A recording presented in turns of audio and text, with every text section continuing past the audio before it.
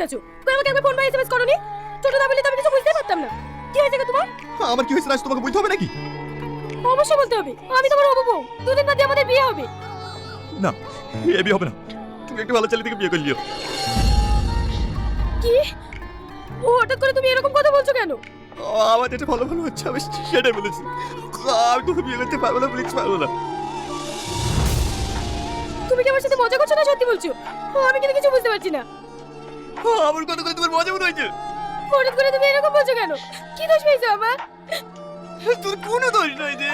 আমি তোকে ভালোবাসবো, তুমি সারা জীবন পাশে থাকবো, কিন্তু আমি তোকে কি করতে পারবো না। আপু তোমার সাথে বিয়ে দিতে কোনো মতে রাজি হচ্ছিল না। এত বুঝি বুঝি যখন আবার রাজি হলো, তখন তুমি আমার থেকে দূরে সরে যেতে চাইছো। আমি দূরে সরে যেতে চাইনি। তোমার আমাকে বলো একটা ভালো ছেলে দেখে তোমার বিয়ে দিতে। যত খরচা লাগে, যত টাকা লাগে আমি দেবো। কিসের বিয়ে, কিসের খরচা? আমি শুধু তোমাকে ভালোবাসি। তোমাকে ছাড়া আমার মৃত্যু হলে আমি অন্য কাউকে বিয়ে করবো না।